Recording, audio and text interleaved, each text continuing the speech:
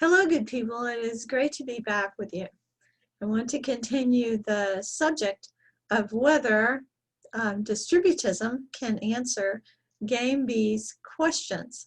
Now, there is something that often comes up when there are discussions in the area of economics, and it has to do with the relationships between different classes of people and how they might approach one another or what they might think of one another and of the kinds of attitudes that they have toward one another. Now, what often comes up is the idea that those who are in the lower classes are envious of those who are in the upper classes, and in fact that any resentment that they have towards the upper classes is a result of their envy. Now, I want to tease this out a little bit by asking some questions. First of all, let's talk about what envy is. Now, as I've mentioned before, distributism is a series of economic proposals or economic ideas that are based on Catholic social teaching. And the Catholic Church definitely has something to say about envy, which is considered to be a sin.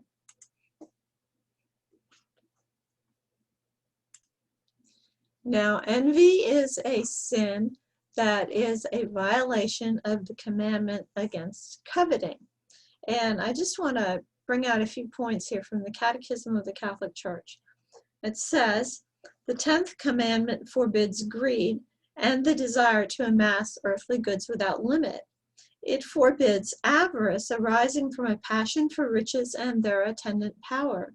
It also forbids the desire to commit injustice by harming our neighbor in his temporal goods. When the law says you shall not covet, these words mean that we should banish our desires for whatever does not belong to us. Our thirst for another's goods is immense, infinite, never quenched. Thus it is written, he who loves money never has money enough. It is not a violation of this commandment to desire to obtain things that belong to one's neighbor, provided this is done by just means. Traditional catechesis realistically mentions, quote, those who have a harder struggle against their criminal desires, unquote, and so who must, quote, be urged the more to keep this commandment, unquote. Now, it gives some interesting examples here of persons who could be said to be in violation of this commandment against envy. So I just want to read this little paragraph that gives a bit of a list of some people who could be said to be guilty of envy. Merchants who desire scarcity and rising prices, who cannot bear not to be the only ones buying and selling so that they themselves can sell more dearly and buy more cheaply. Those who hope that their peers will be impoverished in order to realize a profit, either by selling to them or buying from them. Physicians who wish disease to spread. Lawyers who are eager for many important cases and trials.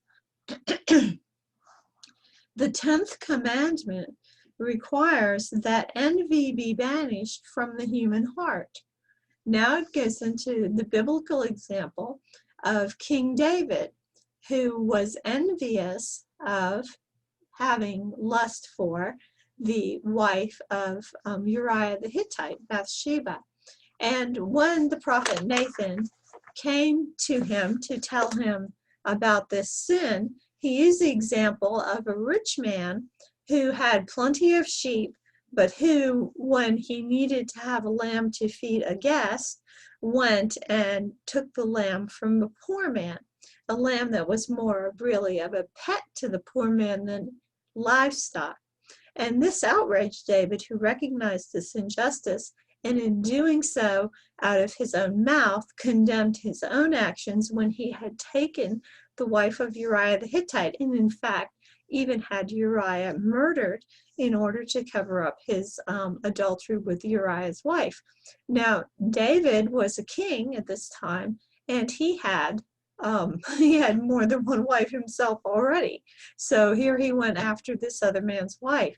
And the Catechism is saying that this is an example of envy. There's another biblical example that is in some ways similar to the case of David, and that is of the king Ahaz. This is recorded in 1 Kings, the 21st chapter. And this is a story of a man named Naboth. And Naboth had a vineyard. Well, the vineyard happened to be near the castle of King Ahaz, and this is the king who has as his wife the notorious Jezebel.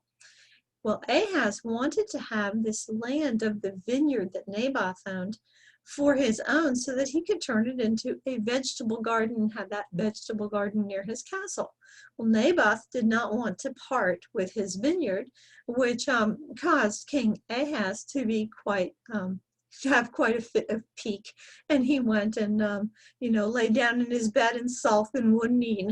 And Jezebel asked, well, what's wrong? What's eating you? What's eating at you that you don't want to eat any food and you're all upset and sulky?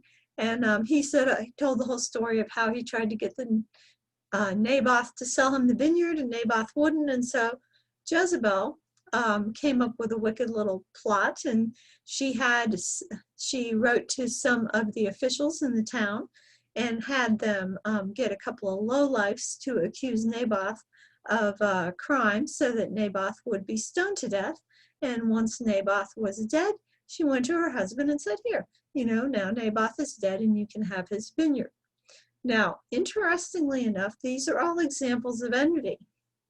But I want you to notice that they are not envy of someone with less towards someone who has more. Actually, they are examples of envy of someone who has a great deal and still wants more and wants to take it from someone who has less. Now, this is interesting because oftentimes when we hear an accusation of envy made within the realm of economics, it's almost always made regarding some kind of resentment or complaint that is coming from someone who has less towards someone who has more. We tend to get the idea that envy only goes in that direction, but as we see from these biblical examples, that is not the case. And also, the examples that are given in the Catechism of those who are guilty of envy shows that they are not those who have less looking at those who have more. Now, of course, envy can go in that direction. And we have another biblical example of that in the Psalms. Psalm 73 is a psalm that talks about the tendency of people to be envious of those who have more when they have less, and especially if their lives are extremely difficult and they see others around them who tend to look as though they're having a very easy time. So the psalmist in Psalm 73 talks about being envious. It says, for I was envious of the arrogant when I saw the prosperity of the wicked.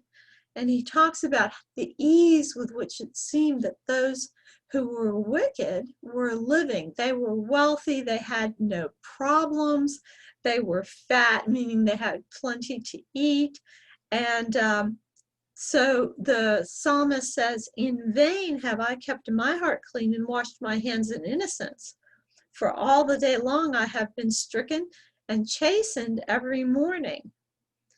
And so he wanted to understand, why is it that it seemed that there was all these good things that were coming to those who were wicked, and he felt envious of their prosperity. In fact, he says that they are always at ease and increasing in riches. So here you have the envy going from someone who has less toward those who have more. Now, what was the cure for this psalmist? He says he was cured really of having this envy by being able to pull out and look at things from a higher perspective, not from a purely material perspective, but to realize that those who achieved their riches by some kind of wickedness were actually in a very bad spiritual condition, and that if he could see things more from God's perspective, and realize that justice went beyond this life, that he would realize that their situation was really quite precarious compared to his, and he could remove that sense of envy from his heart. So it is certainly true that envy can be experienced by someone who is, let's say, struggling financially, when they look at people who seem to have no struggle financially and are extremely well off, and who may be even quite cavalier in their attitudes, as we often see from people who are quite well off, but who really cannot seem to put themselves in the place of someone who is struggling. And we see oftentimes by their comments and just their attitude that they really are out of touch with the struggles of others, and this can lead to envy, and it can lead to resentment. But what I wanted to point out here is that while that is truly a case of envy, it is also envy when those who have much believe that they must just keep on taking and taking more for themselves. So let me give you an example of this that we can see in the economic system that we have today. And the example that I want to point out is Amazon. So Amazon has certainly provided a lot of people with an opportunity to make money as sellers of products on Amazon or running Amazon marketplaces of their own. A lot of times there will be a situation where some seller will make an arrangement with a manufacturer to sell that manufacturer's goods on Amazon. They will do the marketing, they will set up the whole, payment structure for the manufacturer. They will, they're the ones who will do the advertising, and then they'll receive the product, and then they'll ship it out for the manufacturer to the customers. So they get the whole ball rolling for that manufacturer. Now Amazon watches this. Amazon, of course, has all of the information from all of its sellers that are on its website. It knows exactly what they are selling the product for. It knows how many people are browsing and looking at that product, etc. So Amazon watches these independent sellers on Amazon and keeps track of what's going on with them.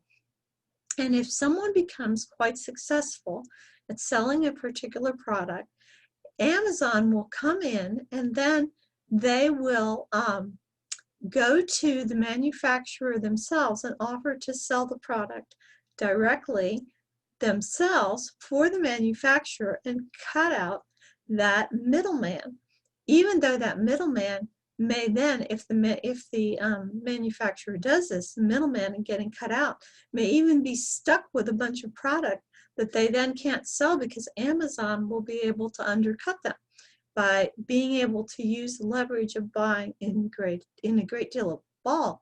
Then Amazon's arrangement with the manufacturer gives them an ability to undercut the seller that was on their website. And Amazon does this all the time. Now, imagine that you are one of these sellers and you put a great deal of time and effort into getting a product promoted, and you are the person who's established the relationship with that manufacturer, and maybe you've even had a relationship with the manufacturer where you help that manufacturer to get started by making a large order of their product and having faith and trust that it was going to sell, and possibly your initial orders are even ones that help that manufacturer to get off the ground and be able to get into business. Then Amazon comes along itself and undercuts you, and you might say, well, that manufacturer they can always say no to Amazon. The problem is they can't say no to Amazon, because if they say no and they won't go ahead and deal directly with Amazon, Amazon can just use its algorithm to put the product that they're trying to sell, their product that they manufacture, put it really low in the search results, so that if they don't play ball with Amazon, then they can't sell at all. So in doing this, Amazon undercuts and often ruins the people that are selling on Amazon. So imagine that you're one of these people who set up a marketplace and started selling a new product, and you become successful at selling that product, and Amazon comes in and cuts the legs out from under you. Would you be resentful of Amazon doing that? Might you not look at Jeff Bezos and say, well, don't you have enough? Do you have to have my little bit also? And see, is that envy then? Is that the sin of envy, to look at Jeff Bezos and wonder, how come you have to have everything? You can't just, you can't let somebody else have their little slice of the pie. You've got to take it all. Well, you see, that's a resentment to an injustice, but it is not a case of envy, because it is a case where it is Amazon, it is Jeff Bezos and Amazon that are actually guilty of the sin of envy, because they see the little that this person has, the little thing they've got going, their little success, and they've got to come in and they've got to take that away and take it for themselves. So that is like, right, King David taking Bathsheba, or Ahaz, King Ahaz, wanting to have Naboth's vineyard. It is envy, but it's not coming from underneath, from someone who has less to someone who has more, but it's someone who has more actually being envious and being greedy of someone who has less. So I think in the sphere of economics that it is a mistake to always be attributing envy to those who have less, that they're the ones who are envious of those who have more, and that it's not a sin that can be committed both by the very wealthy and successful as well as by those who have less. The other point I think this illustrates is that resentment against some kind of unfairness or some kind of injustice when it comes to economics is not the same as envy. Just because people complain about a system or complain about an injustice, and just because they're complaining about the behavior or the actions of someone who has more than them, does not mean that they're motivated by envy. Resentment against injustice is not always evidence of envy. One who wishes to see injustices rectified is not guilty of envy unless their desire goes to wanting to take away what another has. So it is not envy to recognize that you yourself ought to have a particular thing, that it is just for you to have it, and that you are willing to use just means to obtain it. It is not envy to do that. It is not envy to want something that someone else has, as long as you're willing to work for it as they did and attempt to achieve it. That is not envy. It is envy, though, if you want to take away what that person has, and you can't stand the fact that they have it. So that is what makes something envy. It has nothing really to do with whether you are richer or poorer, or whether you have more or less than another person. If it bothers you that someone has something just because they have it, then that is envy. The Catechism goes on to say, envy is a capital sin. It refers to the sadness at the sight of another's goods and the immoderate desire to acquire them for oneself, even unjustly. When it wishes grave harm to a neighbor, it is a mortal sin. St. Augustine saw envy as the diabolical sin. Quote, from envy are born hatred, detraction, calumny, joy caused by the misfortune of a neighbor, and the displeasure caused by his prosperity. Unquote. That last quotation is from St. Gregory the Great. So, envy, the Catechism goes on to say, represents a form of sadness and therefore a refusal of charity. The baptized person should struggle against it by exercising goodwill. Envy often comes from pride. The baptized person should train himself to live in humility. So we can see that envy is a very serious sin. It is a violation of the 10th commandment, and it is something we will want to root out of our hearts. So when it comes to economics, and we're talking about different classes of people and different strata of goods that people have, different economic levels at which they live, none of what we say about economics should be motivated by envy. At the same time, just because we see an injustice and we say that it is unjust, that is not in and of itself an expression of envy.